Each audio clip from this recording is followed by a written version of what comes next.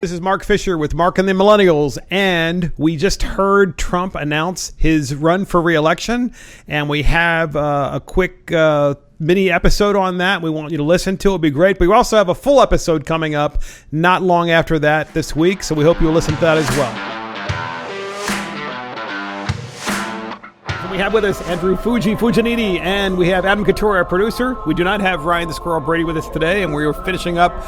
And we're talking about the president's speech, which was just extraordinary because obviously he's talking about how to make America and keep America this fantastic, great country. What did you guys think about the speech? Andrew, thoughts? First thoughts? It's inspirational. That was Adam Couture. Go ahead, Adam. You can hear the music in the background now. Just kind of... Exactly. I agree. And so let me ask you guys, go ahead, Andrew. I was going to say, man, I think he knocked it out of the park. It wasn't what I necessarily expected. It went a lot longer than I expected, I'll say that. I mean, he hit on all the key points. He really hit on a lot of his accomplishments as president, and then he kind of stuck it to the opposition there at the end. So the other thing I want to talk to you guys about is talk about compare and contrast, right? We have this de Blasio clip. So you remember about the Trump speech, of course, which is just extraordinary. And then compare and contrast that with Bill de Blasio. This is how he talks compared to Trump. Go. Brothers and sisters, there's plenty of money in the world. There's plenty of money in this city. It's just in the wrong hands. As opposed to Donald Trump, who's talking about how he can put more money in your pocket by expanding the economy and giving you more opportunity at a better life, including your children. I mean, talk about a contrast, right? Yeah. Bill de Blasio, on the other hand, is saying there's plenty of money in the world. It's just in the wrong hands. We need to take it from the rich and give it to everyone else. Whereas Trump's talking about all he's done for everyone, top to bottom, the middle class, how everyone bringing back manufacturing jobs and things like that. And he wants to expand the economy, and when you expand the economy, it's not a zero-sum game. Everybody actually gets better off as when you expand the economy, as opposed to what Bill de Blasio is saying is no more growth in the economy. We're just going to take from this group and give it to that group, and that's how you're going to get better off. We were talking about this earlier in the during Trump's speech. They were chanting "Build the Wall," and you were joking like, "Oh, I wonder what the Democrats will be chanting." Yes. And what did you say, Adam? Give us stuff. Give us stuff. I think that encapsulates perfectly what Bill de Blasio is saying. It's like, oh, hey, this money, it's yours, but it's yours because somebody else took it from you. And Trump's saying, hey, you can build a great life for yourself, the opportunities there. Exactly. Just give us stuff, give us stuff, give us stuff. And they're probably chanting that because it's what they've been promised by the entire Democratic... Right.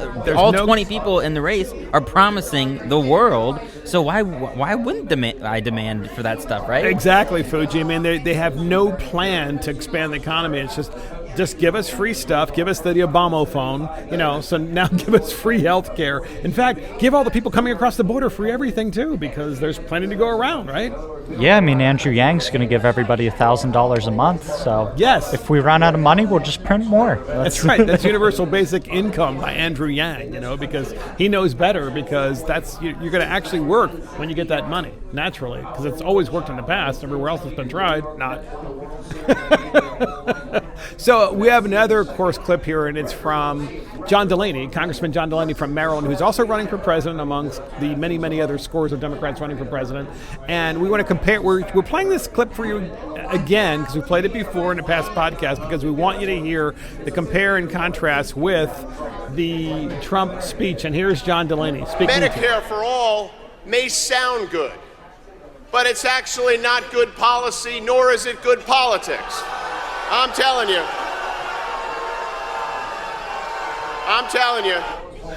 And of course, that's John Delaney talking to the Democratic convention, state convention in California, and he's basically saying that, socialism probably isn't the best idea when you socialize medicine, and he's booed. He's booed. Yeah, the contrast there is if he had said those comments at this Trump campaign announcement, he would have been cheered. He would have been cheered. Probably been lifted up, off the stage. I mean, it sounds like a Trump remark, right? Exactly. Instead of build the wall, they would have said, become a Republican. Become a Republican.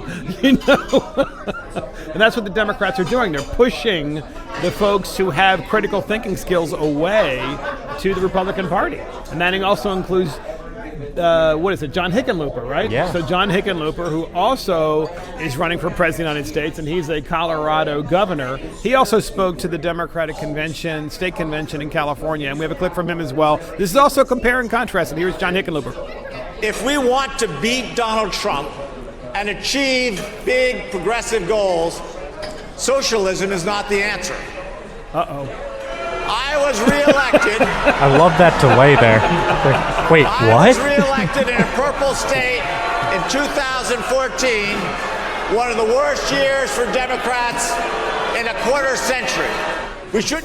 And so what's funny about that is there was a delay at first. That's because they don't know what to think, when you're a Democrat. So they have someone up front probably with a sign going, "You must say boo," and the sign says It's Nancy Pelosi up there, just like they always look for Nancy. What's Nancy doing?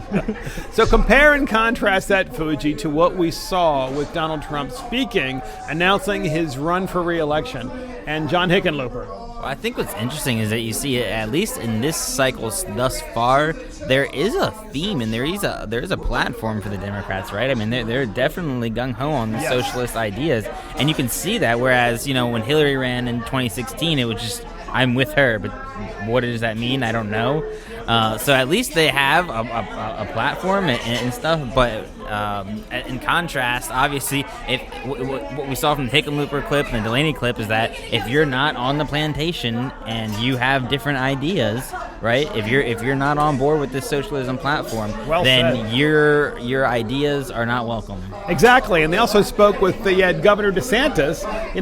Governor DeSantis was present because Trump's speech was in Florida, and Governor DeSantis is a big fan of school choice, and so is Trump. And this is a huge push for Betsy DeVos, Secretary of Education, and of course of Trump, and so many other governors across America who want to give primarily minorities an opportunity to a better life.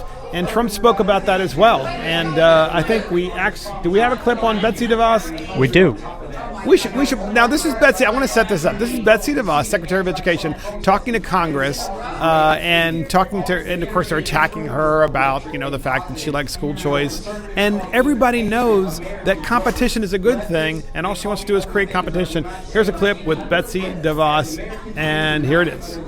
Why in 2017 are we still questioning parents' ability to exercise educational choice for their children? I'm a firm believer that parents should be empowered to choose the learning environment that's best for each of their individual children. Exactly. So there you have Betsy DeVos talking to Congress, and she's advocating for school choice. And of course, Governor DeSantis is a big issue, and it's also the reason why he won the governor of Florida. And Trump, I actually believe that a lot of blue states in the United States are in play if he were to attack the school choice issue. What do you guys think?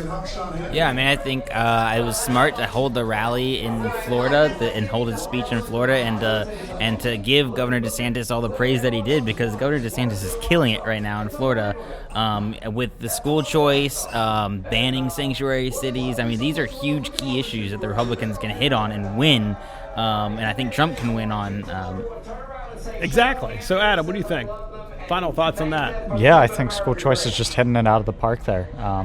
Give Betsy DeVos in that clip, she kept talking about is parents a lot of times know what's best for their children. If they have special needs that they want to have a school that can cater to that, let the parents take care of what's best for their Exactly. You know what I got children. to tell you guys? What I thought, here's my first impression of his speech. When I saw the cameras from the mainstream media panning to the audience and seeing how huge it was, do you know what it reminded me of? It reminded me of the convention a couple of years ago in Cleveland when the Republicans were there, and the energy that was there, the energy in that stadium and the amount of people that were there was so substantial. It looked like the Republican National Convention. It did not look like a speech where someone was saying, I'm going to run for re-election. I mean, that's extraordinary. I'm not sure if you guys understand the significance of that, but typically energy that level never happens until you actually get to the convention. Yeah, I think that if you were watching this speech as a Democrat in thinking, maybe his momentum from the 2016 run, fizzled out. Well, now you're worried, right? Because, that it's clear that it hasn't. I think it's carried out. He's had so many successes throughout these 2.5 years that I think you're sitting at home worried if you're a Democrat. I think you're right. And political scientists often measure the level of intensity in a campaign, and that intensity is just incredible. Obviously, his voters are coming out again, without question. Looking at that, people were, what were they saying? People were lining up 40 hours in advance just to get into the stadium. who does that, right? For a political campaigin rally. Nobody's doing that for any of Joe Biden's rallies. We know that. So. Sleepy Joe Biden. They're all taking naps out front. So.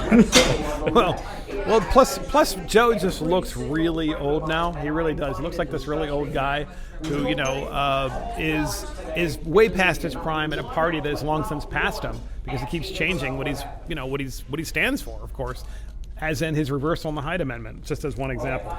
So, final thoughts on this, guys, and we'll wrap this up.